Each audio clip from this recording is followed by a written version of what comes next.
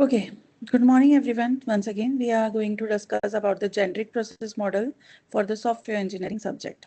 So, so that is a generic process model plays an important role in the software engineering, and in this we are going to discuss about the how the phases are going to be covered for the software engineering models.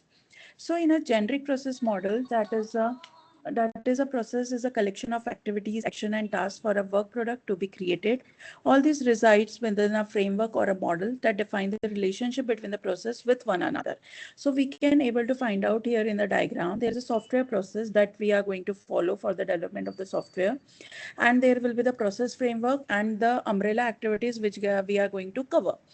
There can be linear, iterative, evolutionary, or the parallel process flow executing the framework activities. What kind of activities they have to follow, whether it is in the linear form or the iterative form, how they are going to execute it. So in a linear process flow, execute flow from communication to the deployment in a sequence. Once the communication is done, then the planning is to be happen and then modeling, construction and deployment. But in the iterative process flow diagram, the process can be repeated. For example, the communication and planning is done, then again the communication can be done. And in the modeling, the implementation can be infinite loop. It can be done so many times. And then the construction and the deployment. Okay, so this particular part is the iterative form. It is going to repeat it self. Okay, the complete phase can be repeat number of times or the number of parts can be repeat. In evolutionary process flow diagram, execute the activities in a circular manner to provide the software version. For example, the planning is done, communication, then planning, modeling, construction, deployment. Then we are going to release an incremental model or a kind of a prototype. Then again, updation can be done. Again, communication, planning, and modeling can be done. So this is a kind of a circular manner, and it is going to be done in an infinite mode. As per the requirement, the incremental is done and that prototype can be released. Parallel process flow, that means execute one or more activities in parallel with other activities. For example, communication and planning can be done in a parallel way. Communication planning it is doing parallelly. Then that particular part is going to be given to the modeling part and it is going to update in the implementation part. Then construction, then deployment. Okay. A generic process model has defining a framework activity. That means the work task can be a simple, make contact with the stakeholders while we are in person or a telephonic conversation, discuss the requirement and take all the notes, organize note in a brief written statements of the requirement, email to the stakeholders for the review and approval.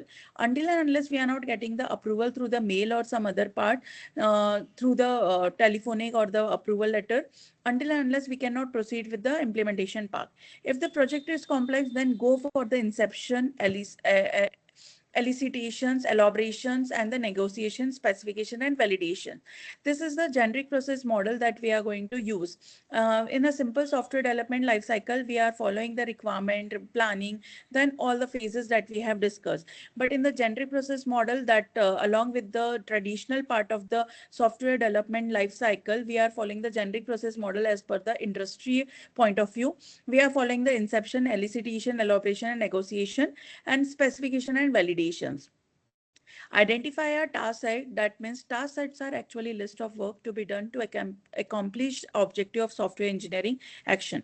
Select the suitable task set based on the problem and project. Process patterns will be proven solution for the similar problems. Now the prospective process models are perspective, that is a traditional, we can say, process model defined as a prescribed set of process elements and a predictable process workflow. For example, the waterfall model. Waterfall models have the locking period. That means the communication is done. We cannot do the communication again. We have to work on the communication part only. Once the planning is completed, then we have to do the task of the planning. That means estimating, scheduling, and tracking. Then modeling, construction, and deployment. This is a kind of the fixed kind of a locking period is there. Real-time projects rarely flow sequentially because some part is there in between. We thought about the requirement of a particular pages or the modules, then we have to give the communication and planning part again. So that is quite difficult for the person to understand about this thing. Difficult to state all the requirements, no working models until last phase, mistake go uncovered and cannot be corrected. Okay. Continue. When to use the waterfall model?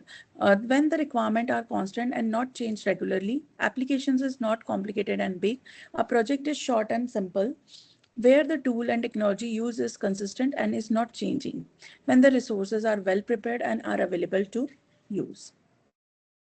Okay, there are few advantages of the waterfall model that is a simple and easy to understand and use. Before the next phase of the development, each phases must be completed because it is a locking period on the waterfall model. Works well for the smaller projects. Well, in a smaller projects, it is quite fixed the requirement as well as the planning part that we want to develop this kind of the phases only. So this is the smaller projects that we are going to work on it. Requirements are very well understood and fixed, and any changes in the software is made during the process of the development. Process and the results are well documented.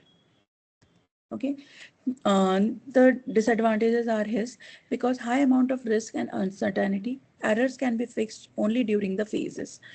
Not suitable for the projects where the requirements are changing. It is becomes very difficult to move back to the phase. Not a good model for the complex and object-oriented projects. Client valuable feedback cannot be included with the ongoing development phases. Okay, so this is about the waterfall model.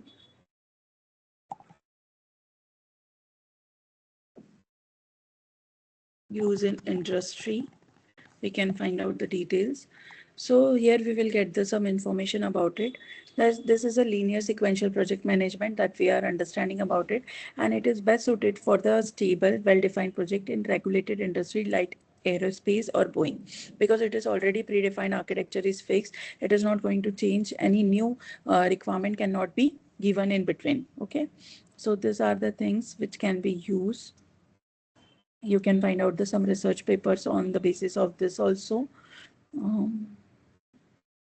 Okay, waterfall model software engineering. It is published in the year of 2024.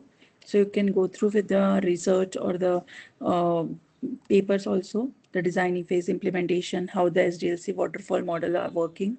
This is the same thing. Disadvantages are also there. Okay. And while the agile model is being used above the